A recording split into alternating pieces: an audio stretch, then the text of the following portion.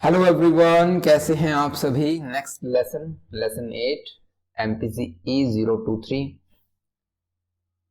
Solution focused counselling. Welcome to the channel conceptual study point. This is Ankush Tipran. Let's get started. Solution focused counselling, integrative counselling, दो main topic हैं। Mostly आपको जो question देखने को मिलता है एग्जाम में वो इंटीग्रेटिव से आएगा, तो डायरेक्ट आपसे इंटीग्रेटिव पूछ लिए जाएंगे और उसके पोटेंशियल एंड लिमिटेशंस आपसे पूछ ली जाएंगे। अगर सॉल्यूशन फोकस की बात करें तो यहाँ पर पोटेंशियल और लिमिटेशंस के साथ साथ एक क्वेश्चन बनता है जो कि की अजम्पशंस पे बनता है। तो इन चीजों को आप ध्यान रखिएगा, ठीक है। ये क्वेश्चन इस लेसन से इंपॉर्टेंट रहेंगे। अब बात करते हैं सॉल्यूशन फोकस्ड काउंसलिंग क्या होती है। सॉल्यूशन फोकस्ड काउंसलिंग टर्म से क्लियर करने की कोशिश कीजिए। जो सॉल्यूशन पर हम क्या कर रहे हैं, फोकस कर रहे हैं इन ए काउंसलिंग सेटिंग। सो ये क्या हो गई, सॉल्यूशन फोकस्ड काउंसलिंग। जिन काउंसलिंग सेटिंग्स में हमारा प्रॉब्लम की बजाय सॉल्यूशन पर फोकस रहे तो उसको कहेंगे सॉल्यूशन फोकस्ड काउंसलिंग। ये तो था इन सिंपल टर्म्स ओवरऑल जो आपको समझना है, ठीक है। इंटीग्रेटिव भी बता देते हैं अभी। इंटीग्रेटिव में क्या होगा, यहां पर आप सिर्फ है जो सॉल्यूशन पर फोकस कर रहे हैं। हो गया, समझ आ गया।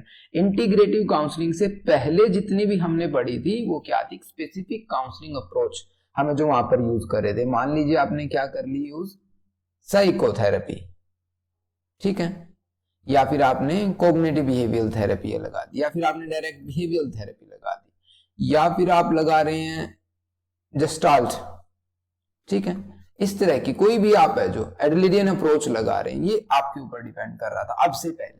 लेकिन जब इंटीग्रेटिव काउंसलिंग की बात की जा रही है, it means we are integrated all these therapies and mix up कर रहे हैं। हम यहाँ पे मिक्स वेज बनाएंगे, ठीक है। हम ये कह सकते हैं कि जो भी हमारे क्लाइंट के लिए, इंडिविजुअल के लिए सुटेबल लगेगा, मल्टीपल अप्रोचेस को मिक्स करके हम उनका जो क्या करेंगे, यूज करने वाले इंटीग्रेटिव काउंसलिंग में, जिसको एक्लेक्टिक काउंसलिंग के नाम से भी जानते हैं। इन फर्दर चैप्टर में हम एक्लेक्टिक काउंसलिंग पे भी बात करेंगे।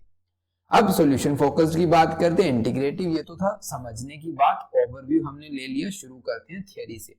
थियरी को शुरू करने से पहले हम क्या करेंगे, एक एग्जांपल लेंगे जिससे आपको समझ आएगी। भाई हमने बोल तो दिया solution focused counselling, only solution पर फोकस करना है, प्रॉब्लम पर फोकस नहीं करना। तो यहाँ पे क्वेश्चन भी अराइज होना चाहिए, किस तरह की प्रॉब्लम होंगी जहां पर सॉल्यूशन को फोकस किया जाएगा। फॉर एग्जाम्पल दो स्टूडेंट हम लेंगे, Aarav and Ruchi, okay, Aarav and Ruchi. So Aarav जो होंगे ना, आरव को क्या प्रॉब्लम है कि वो पब्लिक स्पीक नहीं कर पाता। I am not able to speak public speaking, simple, okay. So हम यहां पे लिखते हैं प्रॉब्लम,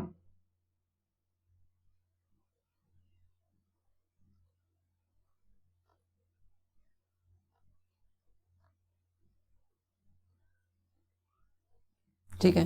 ये हो गई भी आरव की, जो आप कह सकते हैं इसको प्रॉब्लम है ये, ठीक है। अब रुचि कहती है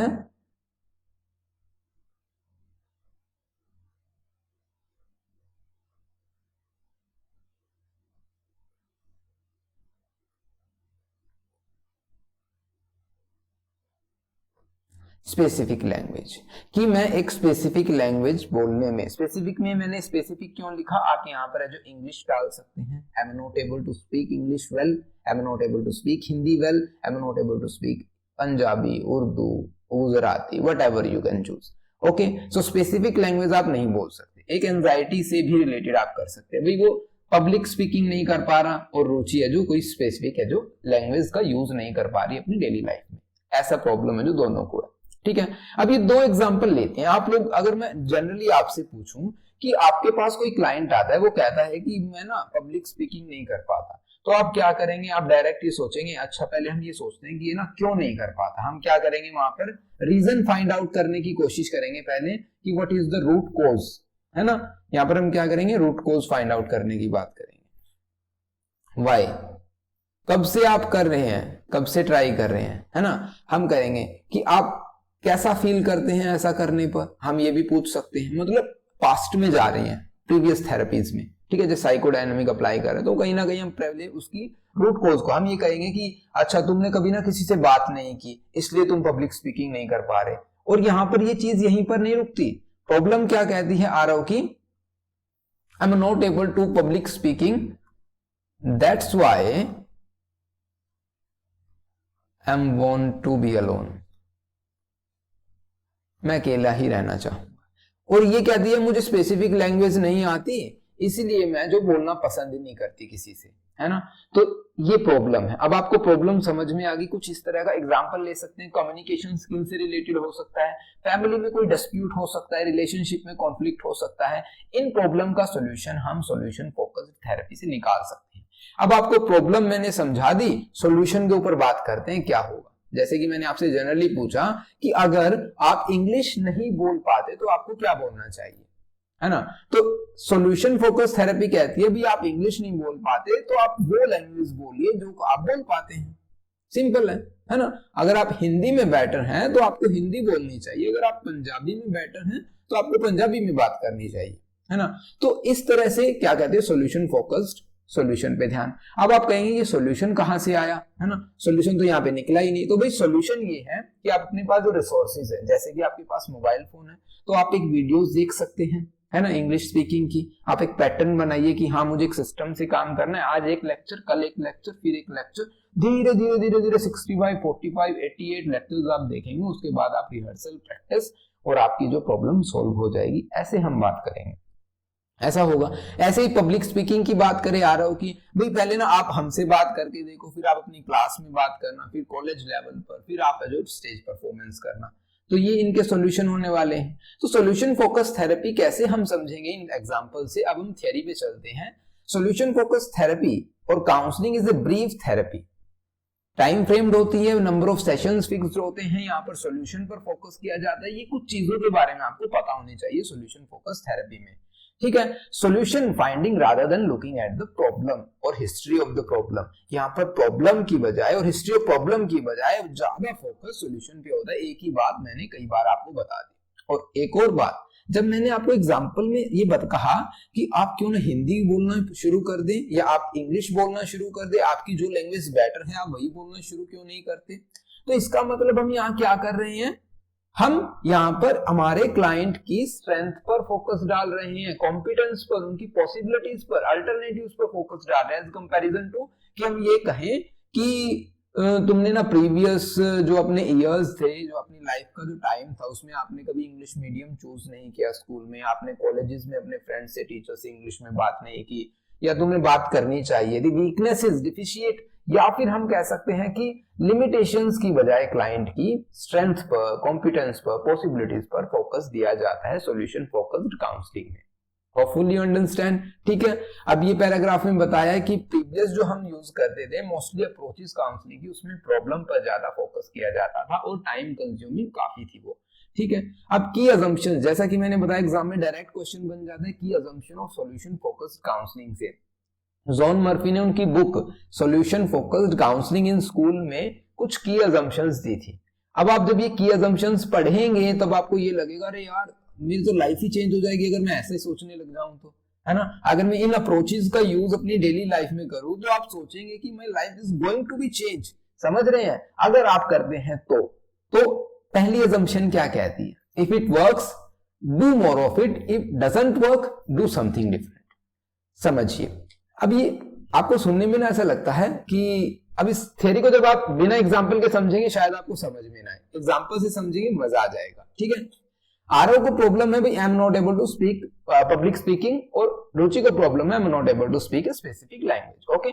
अब बात आती है कि वो सीखना शुरू करेंगे। मान लीजिए हम सभी करते हैं, हम कोई अपनी एडिक्शन को क्विट करने की कोशिश करते हैं, या फिर हम करते हैं, इंग्लिश बोलने वाले एग्जाम्पल को ही लेते हैं ना, काफी की प्रॉब्लम्स होती है, ठीक है।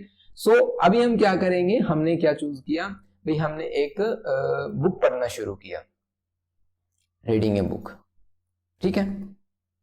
अब आपने एक दिन पढ़ा, 2 दिन पढ़ा, 3 दिन पढ़ा, लेकिन उसके बाद आपका मन कर ही नहीं रहा, समझ रहे हैं, उसके बाद आपका मन नहीं कर रहा। लेकिन मूवीज आप नहीं देख पाए, आपको मूवीज देखना काफी पसंद है, समझ रहे हैं, मूवीज, इंग्लिश मूवी आपको काफी पसंद है, और आप पढ़ने की कोशिश कर रहे हैं क्योंकि किसी ने, आपने YouTube पर वीडियो देखा या फिर आपने गूगल क्रोम पे सर्च किया कि हाँ डेली एक लेसन पढ़ने से ना इंग्लिश इंप्रूव हो जाएगी, आपने ऐसा पढ़ा, लेकिन आप बुक पढ़ ही नहीं पा रहे हैं। तो आप क्यों ना वो करें जो आपको पसंद है या फिर जो आप कर सकते हैं। तो सिंपली अगर हम कहना चाहें तो हम ये कह रहे हैं कि आप मूवीज देखें, एग्जाम्पल है, कभी कल से आप मूवी देखना शुरू कर दें, ये एक एग्जाम्पल है, सीरियस ना हो। If it works do more of it, if doesn't work do something different. आप वो करें जो काम कर रहा है, और या नहीं कर रहा अगर कुछ, तो आप समथिंग डिफरेंट ट्राई कर सकते हैं। समझ पा रहे हैं इस assumptions का मीनिंग क्या है? अब थ्योरी को कहते हैं this core principle emphasize pragmatism. Pragmatism means जो टेक्निक यूजफुल है, प्रैक्टिकल है, जिसको आप रियल लाइफ में अप्लाई कर सकते हैं। कॉन्टिन्यूअस एडेप्टेशन, अगर एक टेक्निक आपकी यूज नहीं हो रही, आप चेंज कर दीजिए। मूवी नहीं देख पा रहे तो आप न्यूज़पेपर पढ़ना शुरू कर दीजिए, इंटरेस्टिंग आर्टिकल्स को पढ़ना शुरू कर दीजिए, रिसर्च पेपर अगर आप पढ़ना चाहते हैं उनको पढ़ना शुरू कर ददीजिए। इंग्लिश में कार्टून्स आते हैं, कार्टून्स देखना शुरू कर दीजिए। सो ये क्या है? एक emphasize the pragmatism, continuous adaptation. यहां इस assumptions के अकॉर्डिंग सॉल्यूशन फोकस में क्लाइंट फोकस किया जाता है कि क्लाइंट के लिए क्या काम कर रहा है। Being open to try different approaches, अगर एक अप्रोच काम नहीं कर रही तो हम दूसरी अप्रोच लगाएंगे, वो अप्रोच लगाएंगे जो यूजफुल होगी। प्रैग्मेटिज्म, कॉन्टिन्यूअस एडेप्टेशंस को आप यहां पर आके समझेंगे। The value of any technique rests on its practical usefulness in promoting change, moving client closer to their goals. किसी भी एक टेक्निक जो आप यूज कर रहे हैं उसकी वैल्यू कब होगी? जब आपके क्लाइंट जो डिजायर्ड गोल है उनकी तरफ मूव कर रहा है, मींस वो ट्राई कर रहा है अपने गोल्स में वन बाय वन, एक एक स्टेप आगे जा रहा है in order to attain the successful point, या हम कह सकते हैं सक्सेस। ओके, सो आ गई आपको बात समझ में? If it works do more of it, if it doesn't work do something different. अगर आप बुक पढ़ना नहीं चाहते तो आप कोई नोटबुक उठा लीजिए, लिखना अगर आपको पसंद है इंग्लिश में अपने थॉट्स को लिखना शुरू कर दीजिए, मूवीज देखिए, कार्टून्स देखिए, article, research paper, lot of things है। ओके, सो एग्जांपल से समझ आया आपको। सेकंड पॉइंट आता है every client is unique, resourceful and capable of changing. Second point कहता है कि हर एक क्लाइंट यूनिक है। अब आपको ये तो पता होगा हमारे देश में 140 करोड़ पीपल है ना, 140 करोड़ पॉपुलेशन है। ओके, अब 140 करोड़ की आबादी में सभी के फिंगरप्रिंट्स अलग है। सुना होगा आपने कभी ना कभी, नहीं सुना तो सुनिए, ठीक है। सभी के अपने ना फिंगरप्रिंट्स डिफरेंट डिफरेंट है। तो साइकोलॉजिकल टर्म्स में हम ऐसा समझ सकते हैं अपने आप को भी समझाने के लिए, जब सभी इतने ही अलग हैं तो हमारे साइकोलॉजिकल फैक्टर्स भी तो अलग, कैरेक्टरिस्टिक्स भी तो अलग होने चाहिए। हो सकता है कुछ कॉमन कैरेक्टरिस्टिक्स हो सकते हैं, लेकिन सभी अलग अलग है। Every client is unique. According to solution focused counselling therapy, हम ये समझते हैं जो हमारा क्लाइंट अपने पास आ रहा है, आपके पास आ रहा है, तो वो अपनी लाइफ का मास्टर है। समझ रहे हैं? मास्टर हमने जो SIT में पढ़ा था, SMT में structural management, self management technique, self management techniques में हमने पढ़ा था बिहेवियर, कॉग्निटिव बिहेवियरल मॉडिफिकेशन वाली से प्रीवियस चैप्टर में, कि वहां पर हम अपनी लाइफ के मैनेजर हुआ करते थे, हम खुद चीजों को मैनेज करते थे। यहां पर हम कहते हैं कि अपनी लाइफ के हम अपने आप एक्सपर्ट हैं। सॉल्यूशन काउंसलिंग कहती है, ठीक है, एक्सपर्ट का मतलब कि हम सभी यूनिक हैं, हम सबसे अलग हैं, हमारी जो अलग अलग कॉम्पिटेंस, स्ट्रेंथ है हम सब में, ठीक है। रिसोर्सफुल, हमारे सभी के पास कुछ ना कुछ रिसोर्सेज है जिनकी हेल्प से हम जो अपने मनचाहे गोल को अटेन कर सकते हैं। कैपेबल ऑफ चेंजिंग, सभी के अंदर इतनी कैपेबिलिटी है कि हम ग्रो करें, और ग्रो के साथ साथ हम क्या करें, अपने जो गोल को जो अटेन कर सकते हैं, इतनी कैपेबिलिटी हमारे सभी के अंदर है। तो अब थ्योरी को चलते हैं, समझते हैं। एग्जाम्पल वही रहेगा हमारा इंग्लिश बोलना, तो आप ये समझ सकते हैं कि इंग्लिश कैसे, कि आप धीरे धीरे जो क्या करें, आपके पास एक बुक रखी है, ठीक है, आप उस बुक को पढ़िए इंग्लिश की। अगर आप ये सोचते हैं कि मेरे पास ना यार मूवी नहीं है, मेरे पास एक इंटरनेट नहीं है अभी, तो मैं कैसे कर सकता हूं, मेरे पास तो कुछ है ही नहीं, मैं क्या करूंगा। आपको ऐसा नहीं सोचना। सॉल्यूशन जो आपके पास अवेलेबल रिसोर्सेज है उनको आप यूज करें, ऐसा कहा जाता है, ठीक है। तो it believes that everyone has the potential for growth and change. Past में आप क्या कर रहे हैं ये डजंट मैटर, आपने क्या किया डजंट मैटर। आपने 5th स्टैंडर्ड से या 10th स्टैंडर्ड से आपने कभी इंग्लिश मीडियम चूज किया, आपने स्कूल कभी गए या नहीं गए, ये मैटर नहीं करता। मैटर करता है कि आपके पास जो रिसोर्सेज आप उनका यूज कर रहे हैं, और आप अपनी कैपेबिलिटी, स्ट्रेंथ का फोकस डाल के उसको जो क्या कर रहे हैं, और भी अपना जो अंदर चेंज लेके आने की कोशिश कर रहे हैं। सो सॉल्यूशन फोकस्ड क्या करेगी, एनकरेज करेगी हमारे क्लाइंट को रिकॉग्नाइज करने के लिए, apply there unique strength resources toward the meaningful goals. समझ में आ गया आपको बात? जैसे कि मैंने अभी कहा कि आपको इंग्लिश बोलना नहीं आता या आपको हिंदी नहीं बोलना आता, तो आप क्या करेंगे, आपके पास एक हिंदी की बुक रखी है, ठीक है, क्या है, एक हिंदी की बुक, बुक को हिंदी में ना किताब बोला करते हैं भैया, ठीक है। हिंदी की बुक रखी है और आप कह रहे हैं कि मान लीजिए आपको हिंदी सीखनी है, कह रहे यार मेरे पास ना टीवी नहीं है, हिंदी न्यूज़पेपर नहीं है, लेकिन एक बुक है, लेकिन आप उस बुक पर आप फोकस ही नहीं कर रहे कि इस एक बुक से क्या होगा, मेरे पास और कुछ है ही नहीं समझने के लिए, कोई समझाने वाला नहीं है, तो क्यों ना आप उस बुक को पढ़ना शुरू करें। हम यही कह रहे हैं यहाँ पर, अपनी स्ट्रेंथ्स को देखें, रिसोर्सेज को देखें और चेंज होने की कोशिश करें, ठीक है।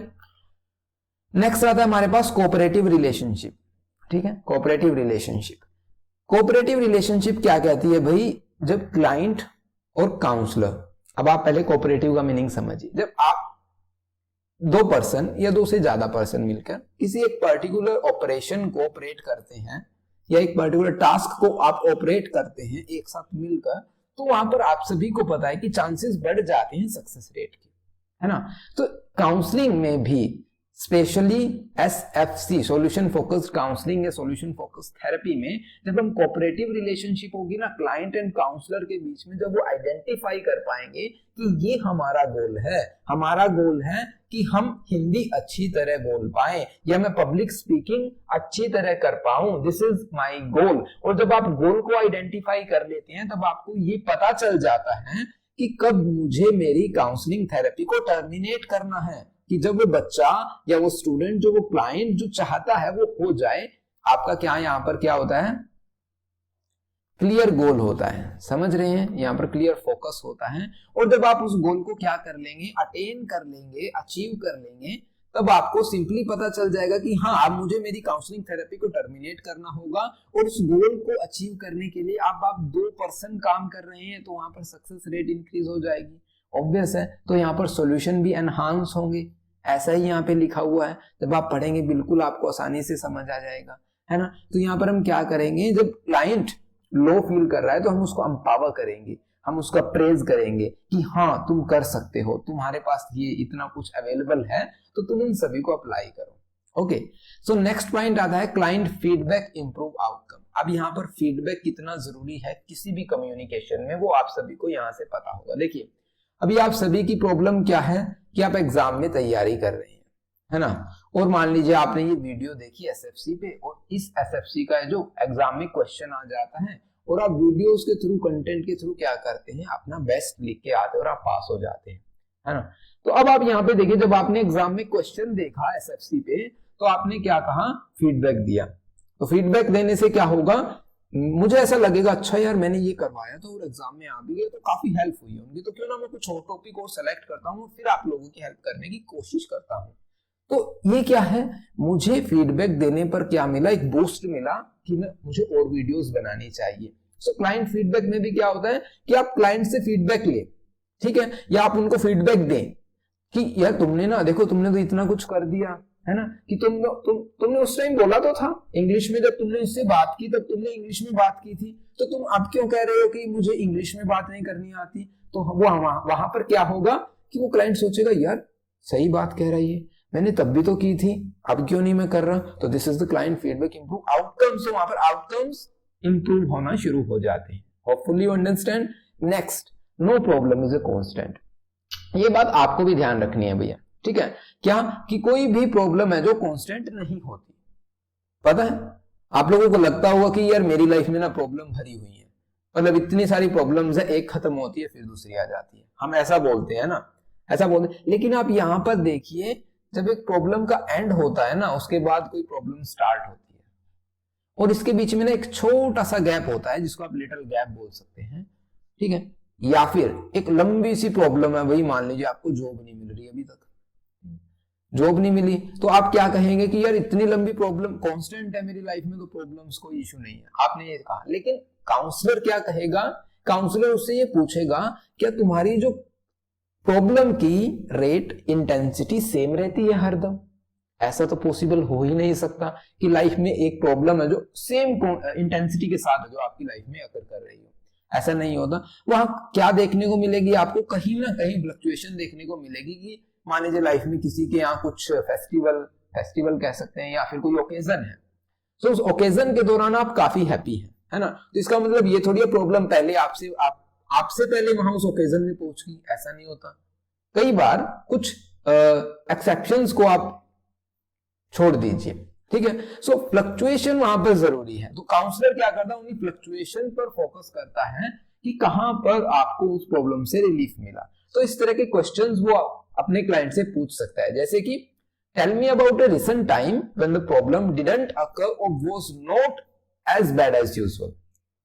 समझ रहे हैं कि इतनी भी बुरी नहीं थी जितनी आमतौर पर होती है, या फिर आपने उस टाइम के बारे में मुझे बताओ जब प्रॉब्लम थी ही नहीं, तब आप कैसा फील कर रहे थे, है ना।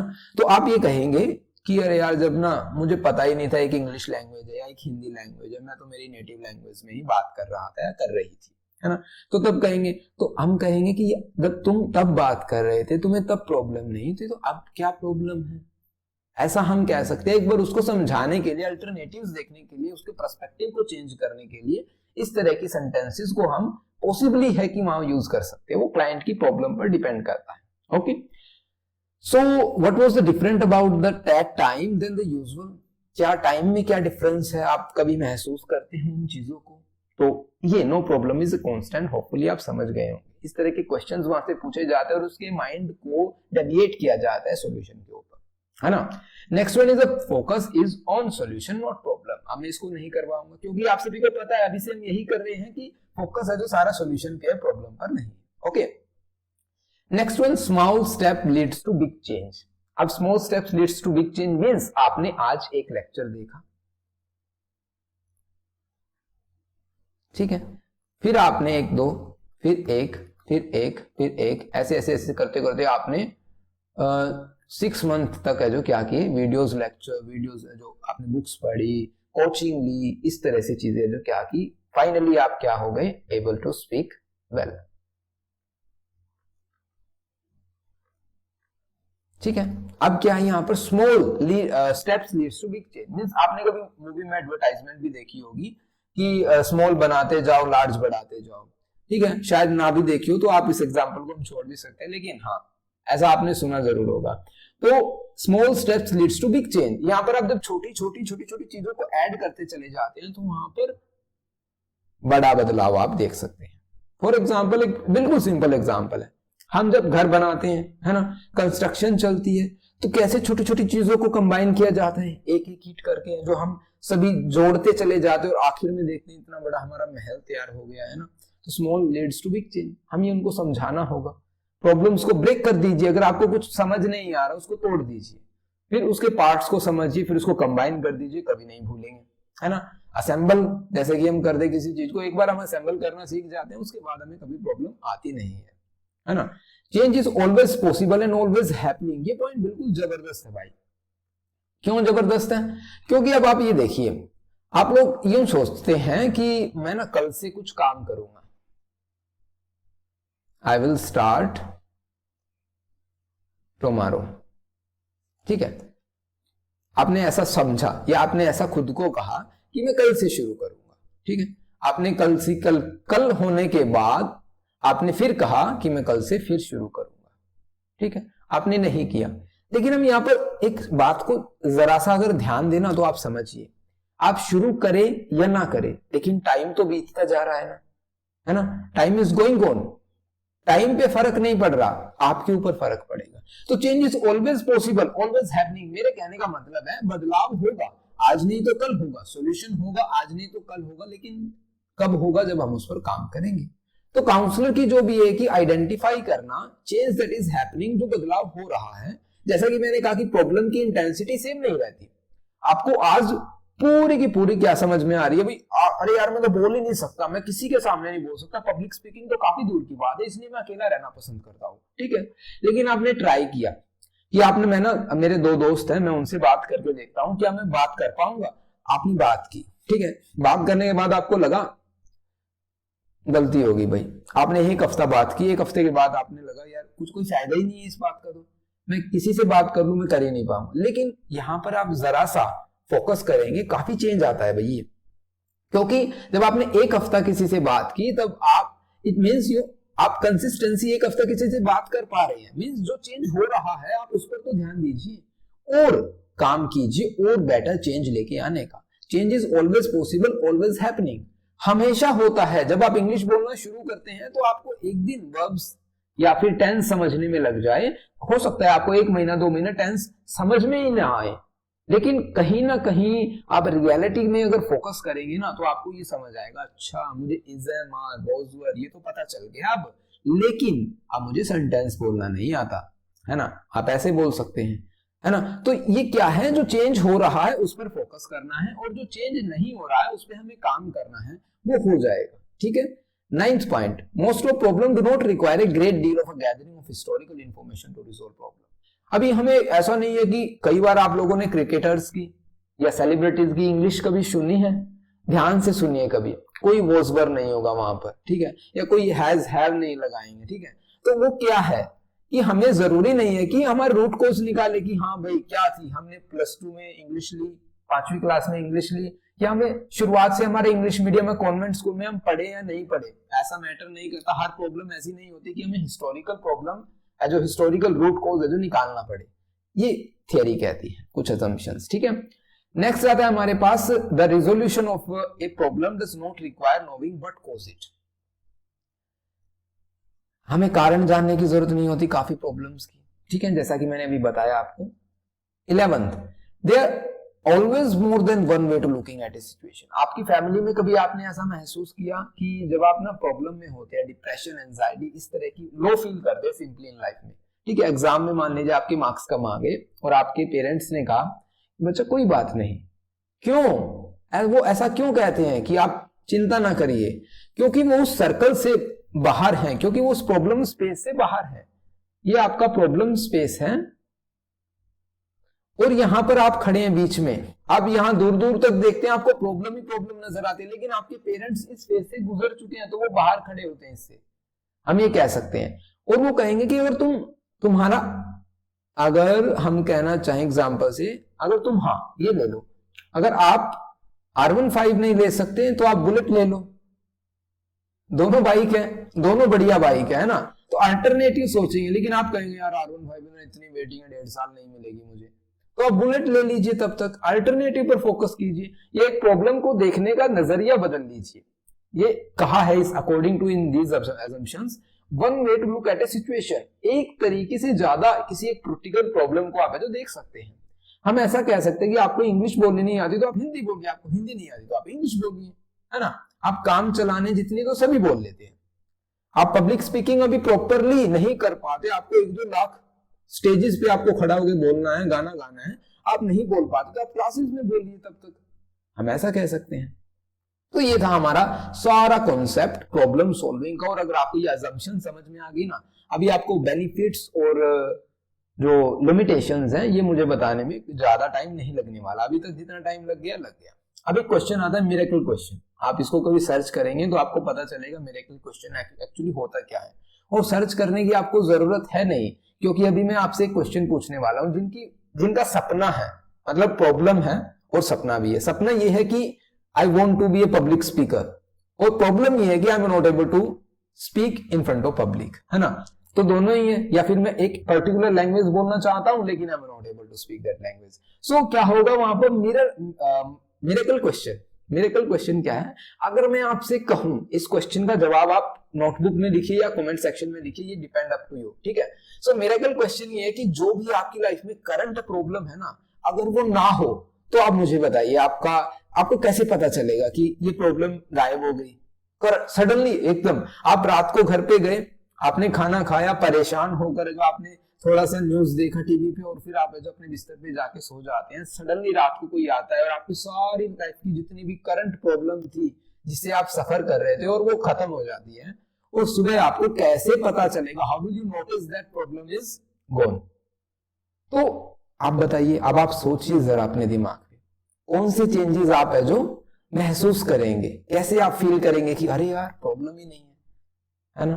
तो आप सोचिए इस बात को, थोड़ा सा टाइम लीजिए, वीडियो को पॉज कीजिए और सोचिए, और सोचने के बाद कमेंट सेक्शन भर दीजिए आज अपना कि मेरी लाइफ में ये प्रॉब्लम है, अगर मेरी लाइफ में ये प्रॉब्लम हट जाए या खत्म हो जाए तो मैं क्या रिस्पॉन्स करूंगा, मुझे कैसे पता चलेगा, कैसे नोटिस करेंगे सुबह उठ के कि आपकी प्रॉब्लम खत्म हो गई है, क्या चेंजेस होंगे आपकी लाइफ में। सिंपली अगर मैं पूछना चाहूं, एग्जाम्पल से समझते हैं।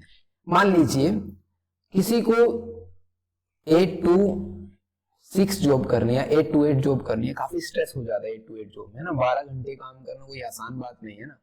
12 आवर जॉब है, तो अभी 8 बजे उसको किसी को ड्यूटी पे जाना है, तो ऑब्वियस है उसको 6 बजे तो उठना पड़ेगा, है ना। अगर वो इतना ही स्ट्रगल कर रहा है, इसका मतलब ये तो है नहीं उसके घर वाले हैं जो ऐशो आराम भी, हाँ तुम 7:30 बजे उठो, तुम्हारे लिए कोट पैंट बिस्तर सभी हम अपने आप कर देंगे। तो अगर कोई बंदा 12 घंटे की ड्यूटी कर रहा है तो कोई लाइफ में स्ट्रगल है, तो हो सकता है मान के चलते अकेला है और उसके साथ में कुछ फ्रेंड्स हैं जो रहते हैं या फैमिली मेंबर्स रहते हैं। सो भैया 8 बजे अगर वो 6 बजे उसको जाना उठना पड़ेगा, 6 AM शार्प 6 AM है ना, तो अभी 6 बजे उठेगा और जिस दिन प्रॉब्लम खत्म होगी, मैंने क्या कहा, रात को सारी प्रॉब्लम खत्म हो जाती है, फाइनेंशियल वगैरह जो भी उसकी current problem financial condition consider करते हैं वो खत्म हो जाती है।